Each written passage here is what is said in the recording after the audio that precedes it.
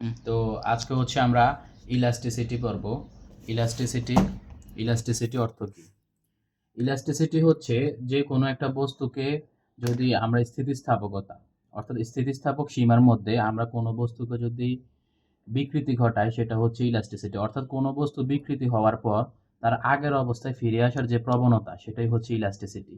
যেমন আমরা যদি একটা রাবারকে এই রাবারটাকে আমরা টান দিয়ে এভাবে একটু লম্বা করি, ছেড়ে দিলে আবার আগের জায়গায় চলে আসবে। বা যে কোনো টাকার রাবারকে যদি টান দেয় আবার ছেড়ে দিলে আগের জায়গায় চলে আসছে, অর্থাৎ আগে পূর্বের অবস্থায় ফিরে যাওয়ার যে প্রবণতা সেটাই হচ্ছে ইলাস্টিসিটি। ইলাস্টিসিটি এর এসআই ইউনিট হচ্ছে প্যাসকেল। তো ইলাস্টিসিটির একটা প্রপার্টি হচ্ছে স্ট্রেস অথবা পীড়ন, এটা আমরা ইন্টারে পড়ে আসছি। পীড়নের সূত্র কি? ফোর্স বাই এরিয়া, অর্থাৎ যতটুকু বল আমরা প্রতি একক এরিয়ার মধ্যে যতটুকু বল আমরা প্রয়োগ করছি সেটাই হচ্ছে পীড়ন। অর্থাৎ প্রতি একক ক্ষেত্রফলে যে পরিমাণ বল প্রয়োগ করছি তা হচ্ছে স্ট্রেস অথবা পীড়ন। এর একক কি? বলের একক নিউটন, এরিয়ার একক হচ্ছে মিটার স্কোয়ার, অর্থাৎ নিউটন মিটার ইনভার্স 2 অথবা প্যাসকেল।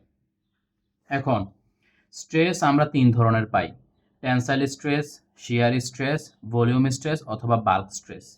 টেনসাইল স্ট্রেস কি? টেনসাইল স্ট্রেস হচ্ছে দৈর্ঘ্যের পরিবর্তনের কারণে আমরা দৈর্ঘ্যের পরিবর্তন যে স্ট্রেসের কারণে হয়। যেমন এই একটা রাবার, আমরা এটাকে টান দিতেছি, তো এটা হচ্ছে টেনসাইল স্ট্রেস। টেনসাইল স্ট্রেস দৈর্ঘ্যের পরিবর্তন, দৈর্ঘ্য বাড়তেছে, অথবা এটাকে যদি আমি এভাবে চাপ দেই, চাপ দিলে দৈর্ঘ্য কমতেছে। আমি চিত্রের মাধ্যমে বোঝানোর চেষ্টা করছি। এটা হচ্ছে টেনশন, টান দিচ্ছি দুই দিকে, আর এটা হচ্ছে কম্প্রেশন অর্থাৎ চাপ দিচ্ছি। আর শিয়ার স্ট্রেস কি? শিয়ার স্ট্রেস হচ্ছে যে কোনো একটা ঘনবস্তুর একটা তল, এটা দেখো এই যে এটা তো সমান এই পরিমাণ আছে, এটাকে যদি এখন আমরা একটা তল বরাবর, এই যে এফ, একটা তল বরাবর যদি আমরা দেই, এই যে এভাবে সরে যাচ্ছে, এই তলটা সরে যাচ্ছে, কি পরিমাণ সরতেছে? আগে তো ছিল এই বরাবর, তারপর এভাবে দিয়ে দিলাম, এই যে মাঝখানে যে অ্যাঙ্গেলটা তৈরি হচ্ছে এই যে থিটা কোণ বরাবর সরে যাচ্ছে। অথবা এ যদি আমরা কৌণিক হিসাব করি থিটা কোণ, আর যদি দৈর্ঘ্যের হিসাবে যায় তাহলে ডেল এক্স পরিমাণ সরে যাচ্ছে, তো এটা হচ্ছে শিয়ার স্ট্রেস বা ট্যানজেন্টিয়াল স্ট্রেস। আরেকটা হচ্ছে বাল্ক স্ট্রেস অথবা ভলিউমেট্রিক স্ট্রেস, অর্থাৎ কোনো ঘনবস্তুকে আমরা প্রত্যেকটা দিক থেকে চাপ প্রয়োগ করছি, যে কোনো, যে এটা একটা ঘনবস্তু, এভাবে প্রত্যেকটা দিক থেকে চাপ প্রয়োগ করছি, এটা হচ্ছে বাল্ক স্ট্রেস। তো স্ট্রেস শেষ হওয়ার পরে আমাদের আরেকটা প্রপার্টি আছে, সেটা হচ্ছে স্ট্রেইন বা বিকৃতি। এটা খুবই সহজ। বিকৃতি কি? অর্থাৎ আগে অরিজিনাল লেংথ অর্থাৎ অরিজিনাল অবস্থার যে সাইজটা আর যে পরিমাণ আমরা পরিবর্তন করছি এই দুইটার রেশিও হচ্ছে স্ট্রেইন। যদি আমরা টেনসাইল স্ট্রেস বিবেচনা করি, স্ট্রেইনও তোমার তিন প্রকার: tensile strain, shear strain, volume strain. Tensile strain কি? একটু আগেই বললাম, আমরা দৈর্ঘ্যের পরিবর্তন যেটার কারণে হয়। তো টেনসাইল স্ট্রেনের সূত্র হবে del L by L. Del L by L হচ্ছে টেনসাইল স্ট্রেন। আর শিয়ার স্ট্রেন কি? শিয়ার স্ট্রেন তো দেখাইলাম, যে একটা তল, যে কোনো একটা ঘনবস্তু যে কোনো একটা তল বরাবর আমরা বল প্রয়োগ করব। বল প্রয়োগ করলে এখানে দেখেন থিটা পরিমাণ সরে যাচ্ছে, এটা এই জায়গায় ছিল, এই যে এই বরাবর আমি দেখাচ্ছি, এই জায়গায় ছিল, এই পরিমাণ সরে যাচ্ছে, অর্থাৎ থিটা পরিমাণ সরে গেল। এই যে এটা হচ্ছে থিটা, আর এটা তো হচ্ছে তলের দৈর্ঘ্য এল। আর যদি আমরা দৈর্ঘ্য বরাবর চিন্তা করি, ডেল এক্স পরিমাণ সরে যাচ্ছে, আগে এখানে ছিল, এখন সরে এই ডেল এক্স পরিমাণ সরে এই জায়গায় এই অবস্থানে চলে আসছে, আগে এই অবস্থানে ছিল, ডেল এক্স পরিমাণ সরে এই অবস্থানে চলে আসছে।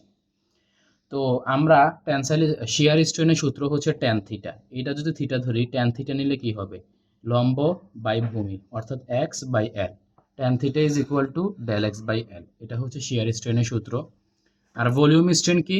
ভলিউম স্ট্রেনে হচ্ছে বললামই, যে যদি বস্তুর আয়তনে পরিবর্তন ঘটে, বস্তুটা এই আয়তনে আছে, এটাকে আমরা চাপ দিয়ে আয়তনটা ছোট করে ফেললাম, তো এটা কি? এটা হবে ডেল ভি বাই ভি, অর্থাৎ যেই পরিমাণ ছোট হচ্ছে, V initial minus V final divide by V initial, অর্থাৎ প্রথমে যে আয়তন ছিল এবং আর যে পরিমাণ আয়তন পরিবর্তিত হয়েছে, অর্থাৎ V initial minus V final, অর্থাৎ আয়তন পরিবর্তন বাই পূর্বের আয়তনের রেশিও হচ্ছে ভলিউম স্ট্রেন। তো আমরা এসব করার ক্ষেত্রে আমরা কিছু ধ্রুবক আসে, ডিফাইন ইলাস্টিক মডিউলাস বলে। তো আমরা টেনসাইল স্ট্রেসের ক্ষেত্রে এটাকে ওয়াই দ্বারা প্রকাশ করি, ইয়ং মডুলাস। শিয়ার স্ট্রেসের ক্ষেত্রে এটাকে আমরা শিয়ার মডুলাস জি দ্বারা প্রকাশ করি এবং ভলিউমের ক্ষেত্রে বাল্ক মডুলাস কে দ্বারা প্রকাশ করি।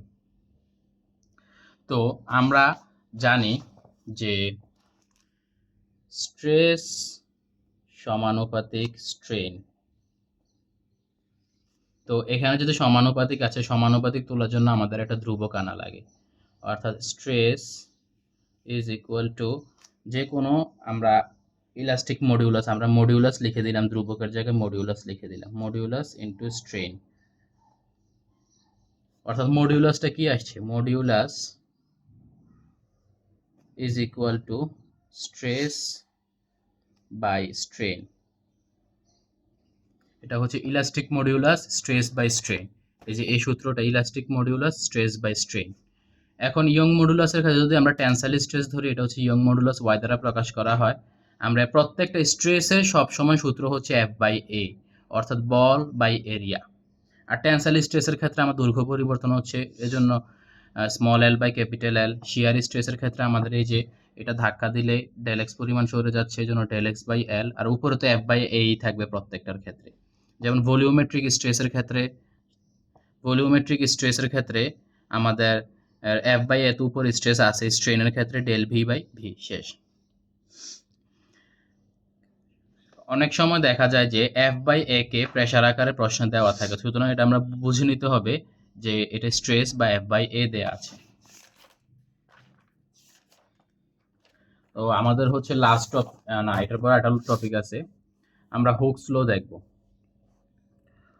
হুকস ল এর সূত্র হচ্ছে within elastic limit strain is proportional to stress, within elastic limit deformation is proportional to the applied force. অর্থাৎ কি, stress is proportional to strain, এটা তো আমরা দেখলামই। আর 2 নাম্বারটা কি বলছে, within elastic limit deformation is proportional to the applied force. অর্থাৎ কি, এফ সমানুপাতিক এক্স, অর্থাৎ এক্স পরিমাণ বিকৃতি ঘটবে, এক্স পরিমাণ বিকৃতি এটা কার সমানুপাতিক, যে পরিমাণ বল আমরা প্রয়োগ করছি তার সমানুপাতিক। এখন সমানুপাতিক তোলার জন্য আমরা এফ ইজ ইকুয়াল টু একটা সমানুপাতিক ধ্রুবক কে ব্যবহার করলাম, F is equal two K x. এখন আমাদের সূত্রে একটা সামনে মাইনাস আছে, মাইনাসটা কেন হলো, এখানে এফ কি, এফ হচ্ছে রিস্টোরিং ফোর্স, অর্থাৎ যে বলের উপস্থিতির কারণে যে কোনো একটা বস্তু বিকৃতি ঘটানোর পরে সে তার পূর্বের অবস্থায় ফিরে যেতে চায়। যেমন একটা স্প্রিংটাকে আমরা টান দিয়ে লম্বা করলাম এবং এটার যে ফোর্সের কারণে এটা আবার পূর্বের জায়গায় ফিরে যেতে চায়, সেটা হচ্ছে বল এফ। আর এক্স কি, এক্স হচ্ছে সরণ, অর্থাৎ এখান থেকে এটা তো সাম্যাবস্থায় ছিল, সাম্যাবস্থা থেকে এক্স পরিমাণ যে পরিমাণ টান দিয়ে আমরা লম্বা করলাম সেটা হচ্ছে এক্স। এখন দেখেন এই এফ এর দিক কোন দিকে, এদিকে না, এফ এর দিক তো হচ্ছে এদিকে, আর আমরা সরণ ঘটাচ্ছি এদিকে। তো দুইটা বিপরীত দিকে হওয়ার কারণে এখানে মাইনাস চিহ্নটা ব্যবহৃত হয়েছে, অর্থাৎ F is equal two minus K x. কিন্তু আমাদের ম্যাথমেটিক্যাল টার্মে এই মাইনাসের আসলে কোনো ভ্যালু নাই, এটা আমরা দিক বোঝানোর জন্য জাস্ট মাইনাসটা দিয়েছি। আমরা ম্যাথ করার সময় মাইনাস ছাড়াও ম্যাথ করতে পারবো, কোনো সমস্যা নাই।